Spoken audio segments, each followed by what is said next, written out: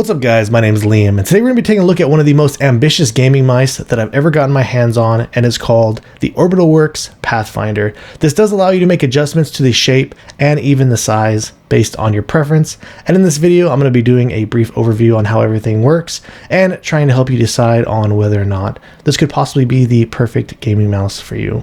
So let's check it out.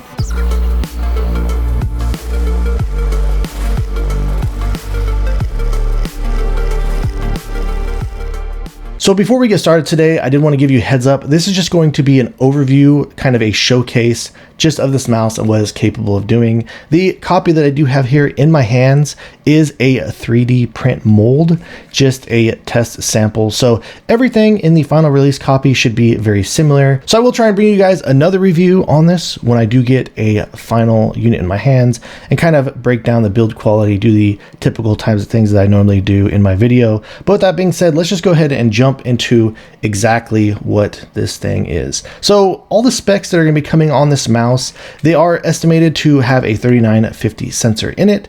They are supposed to have on-run opticals. Currently, it will be shipping with a 4K polling rate. Everything they're doing is supposed to be in-house, and they are currently working on developing an 8K. So they're going to try and get all this out to you when this unit does get released. And right now, it is estimated to come out in March 2025.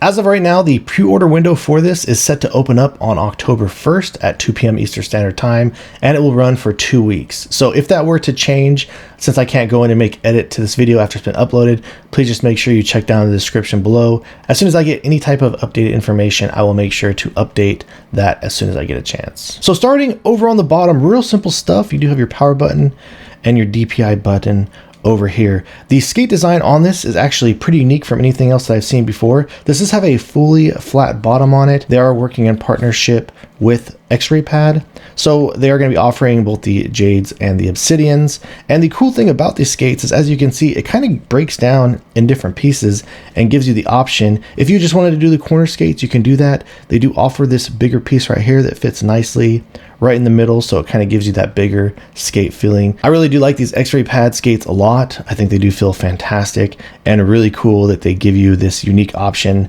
to adjust the skate design to your liking. So when it comes to the mouse itself, as you can see, this does allow you to change the filling size and shape of the right side, the left side, and even on the rear side. And when I first opened this up, I honestly was really blown away at how fantastic this whole presentation looks. And right here, I'll go ahead and I'll do a close-up of all of the parts that do come included inside of this box with the little name for the description there. Here you have all the parts that actually work with the mouse. So it kind of starts off to where you kind of pick and choose, and this piece right here is a little bit flattered, but it does have these teeth on the bottom portion right here, and you just go ahead and insert this piece like that, and it's in there pretty solid. I haven't had any issues with it falling out on me or anything as I was using it. This will give you the smallest size possible over here for the thumb. And then they do have different types of shapes and thicknesses, some that give you a little bit more curve towards the rear for the thumb groove, excuse me. As you can see, this one's a little bit thicker over here on the thumb groove as well. And then I believe this is the thickest piece. So it goes kind of from being flatter to being a little bit more wide towards the rear, giving you a little bit more of that wider rear feeling down here on the bottom portion. And how they have this set up is, even though there's these teeth in here, you can put out like that, but you can't use the mouse like this, because if you're to squeeze it, it does go all the way in and kind of lock itself in there. So what they did to kind of compensate for this, if you're looking to make this wider, is where they do give you spacers. A left side spacer, as you can see, it's got a groove there for the side buttons. And this one, as you can see, it will add a little bit more thickness to it. And then they have a piece over here, which is even thicker. So it's actually pretty simple to use. All you would do is you line this piece up.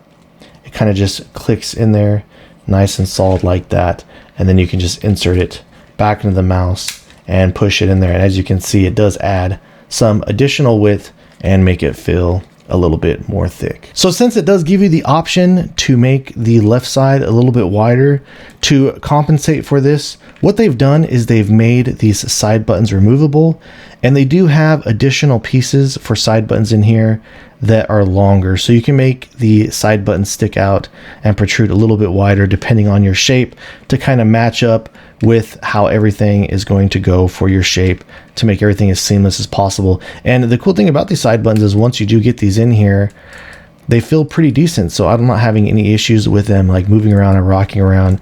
They sit really solid in there. And again, we'll get into the implementation on a later copy, but so far, even for this 3D print model, it does feel really impressive. And then the same thing goes over here on the right side. Again, you do have these spacers if you want to make the right side a little bit wider. You do have this space right here, it's a little bit thinner, and then one additional spacer that is a bit thicker there. So on the right side, you actually have quite a bit more options. Here is the standard shape. What it looks like, as you can see, it's just kind of a flatter shape there overall. Something that is a little bit more standard. Then you have this one that gets kind of flares out and more wide towards the rear to give you that wider feeling towards the back. Same thing over here on this one. It just gets a little bit wider again. And then you do have one more shape over here. I do kind of find that my grip style is something like this, and the one thing that's kind of cool and unique is they do kind of have this piece right here that does have these two lips, and it just kind of naturally just fits with how I grip the mouse. So been actually a huge fan of this. I really feel like it kind of just makes it lock in a little bit more, and it's cool that it just gives you the option to try and change that out, try it to see if it's something that might be a little bit more to your preferred liking. So this actually has been one of my preferred options to use for the right side of the mouse.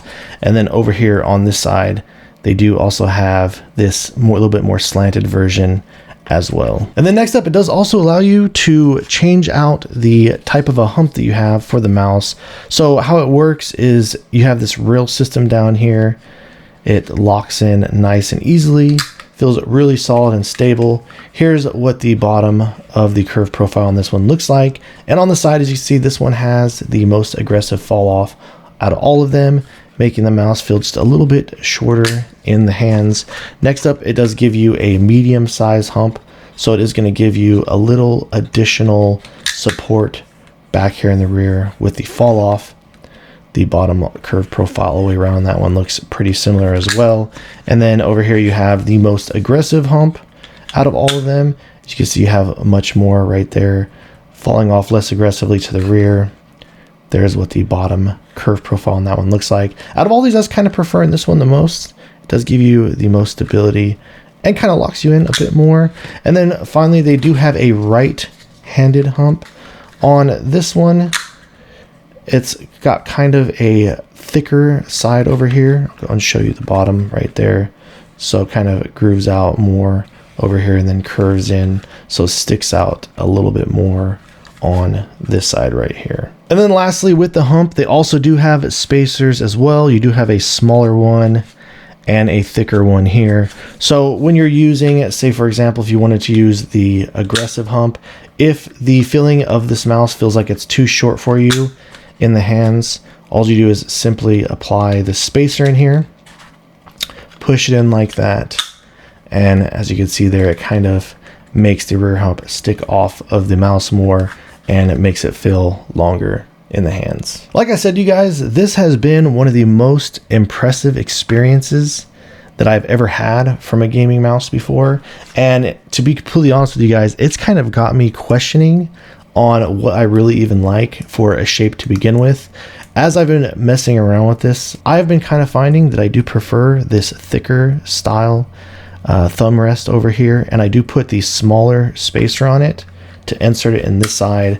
I do like the rear hump that is a little bit more aggressive. I do use the small spacer. And then over on the right side, believe it or not, with my grip style, I never thought that I would be using something so unique like this, but I have been using this little bit of a thicker spacer. And like I was showing you guys with my grip style, these grooves have been feeling really nice, and just kind of gripping the mouse something like this with my aggressive claw grip.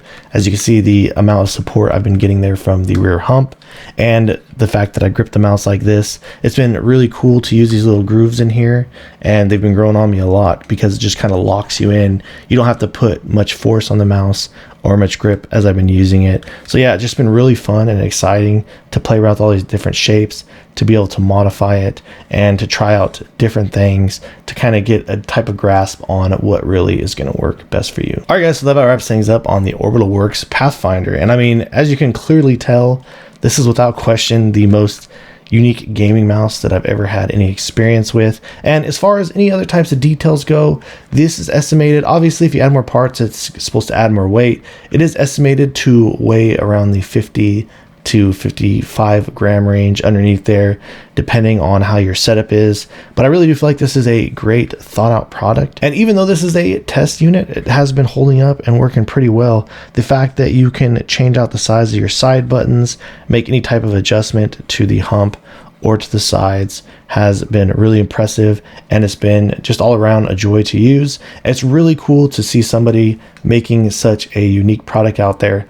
thinking outside the box, and I'm really excited to get my hands on the final product to see how it's going to turn out. So if you have any questions or feel like I left anything out, please let me know down in the comments below. If you've enjoyed watching this video and are interested in seeing more videos like this in the future, please drop this video a like and subscribe to my channel. And thank you guys so much for watching. I look forward to seeing you in the next one.